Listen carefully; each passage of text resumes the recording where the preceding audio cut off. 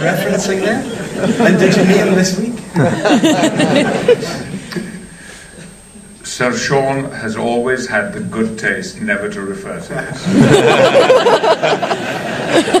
I was very keen that we included a clip like this because there's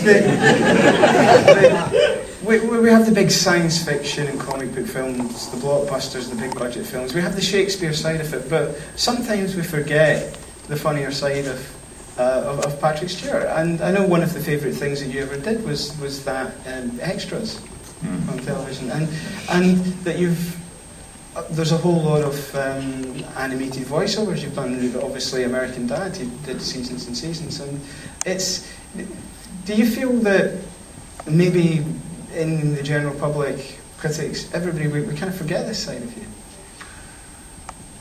Well, I think it was overlooked for a long time, and the thing is, I've been typecast all my career. It's just that the types kept changing.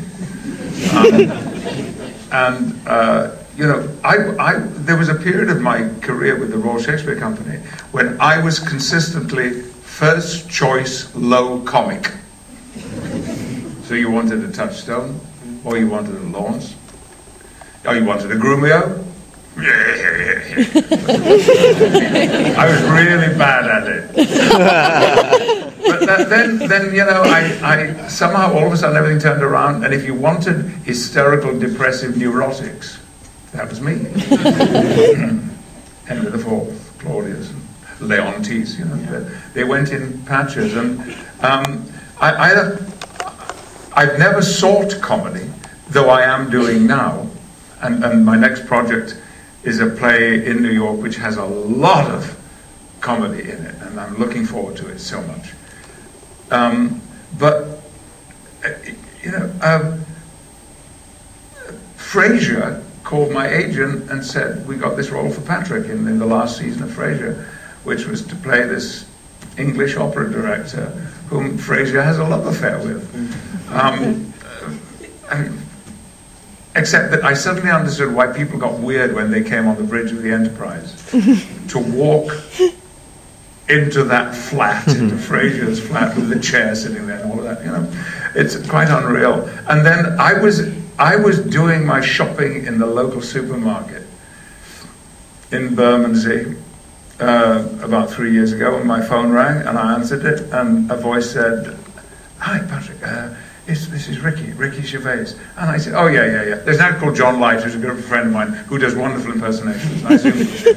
And he said, No, it really is Ricky Gervais, and we're doing the show. So why they call for me, I don't know.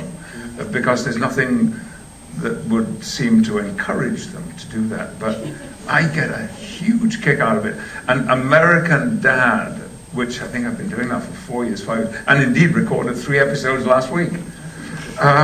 It's the most wonderful. Look, Laurence Olivier once said that there is minimal satisfaction out of doing tragedy. The greatest satisfaction that he as an actor ever received was in playing comedy and hearing an audience laugh. And it's true. You know, it often feels so bad to make audiences miserable, to frighten them or depress them or make them anxious. But to hear, as we did with Waiting for Godot for all those weeks, for instance, to hear audiences laughing is the biggest reward in the world.